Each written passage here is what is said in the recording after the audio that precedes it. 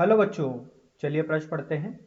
आनत कोण थीटा के किसी चिकने आनत वेज ABC पर m द्रव्यमान का कोई ब्लॉक चित्रानुसार रखा है। इस वेज को दाईं ओर कोई त्वरण A दिया जाता है। ब्लॉक को वेज पर स्थिर रखने के लिए A और थीटा के बीच संबंध होगा। 4 विकल्प दिए गए हैं बच्चों, बताना कौन सा विकल्प सही है।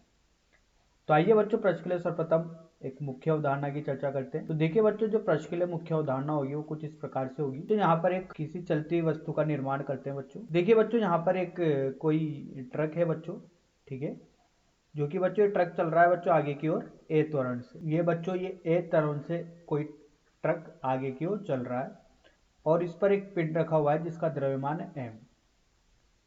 अब देखिए बच्चों, यहाँ पर एक प्रेक्षक है, जो कि एक प्रेक्षक तो खड़ा हुआ है बच्चों इस पर, और एक प्रेक्षक खड़ा हुआ है बच्चों, इसका त्वरण 0 है बच्चों। इसको प्रेक्षक 1 नाम देते हैं और इसको प्रेक्षक 2 नाम देते हैं। जब बच्चों प्रेक्षक 1 से पूछा जाएगा कि बताओ इस पिंड पर लगने वाला त्वरण कितना है या इस पिंड पर लगने वाला बल कितना है, तो बच्चों ये बताएगा कि इस पर जो बल लग रहा है आगे की ओर लग रहा है द्रव्यमान गुना। अब बच्चों प्रेक्षक 2 से पूछा जाएगा तो प्रेक्षक 2 के मुताबिक बच्चों इस पर लगने वाला बल 0 है। बच्चों क्या उचित होगा बोलना, प्रेक्षक 1 सही है या प्रेक्षक 2 सही? बच्चों प्रेक्षक 1 और प्रेक्षक 2 अपने अपने दोनों मुताबिक सही है, क्योंकि बच्चों यहाँ पर प्रेक्षक 1 जड़त्वीय तंत्र में है और प्रेक्षक 2 अजड़त्वीय तंत्र में।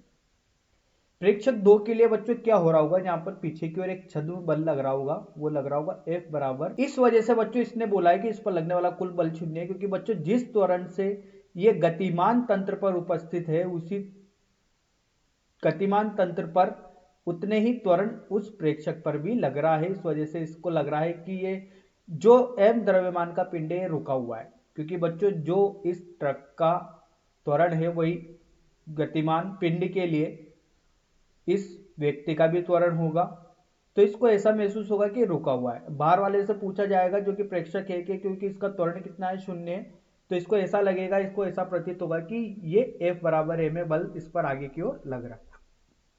तो बच्चों यहाँ पर ये सिर्फ तंत्र का महसूस है कि अगर उसी पर बैठ के देख रहे हो तो वहां पर एक अजड़त्वीय तंत्र आ गया है उसी के सापेक्ष में, तो वहां पर बच्चों अगर अजड़त्वीय तंत्र आ गया है तो वहां पर क्या लगेगा, एक छद्म बल लगेगा और जड़त्वीय में छद्म बल नहीं लगेगा। अब देखिए बच्चों, यहाँ पर ये इस दी गई स्थिति के हिसाब से देखते हैं यहाँ पर क्या है, ठीक है।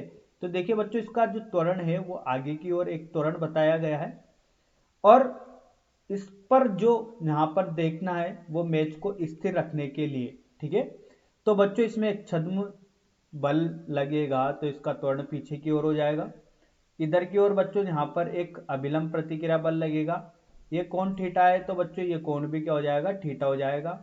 तो यहाँ पर इसका घटक आएगा n कोस थीटा और इधर की तरफ आएगा बच्चों n साइन थीटा। एक भार इसका नीचे की ओर लगेगा जो कि बच्चों यहाँ पर पृथ्वी के केंद्र की ओर होता है। तो देखिए बच्चों, इस पर एक छद्म बल जो लगा है वो F बराबर m में पीछे की ओर लगा है, ठीक है। तो देखिए बच्चों, यहाँ से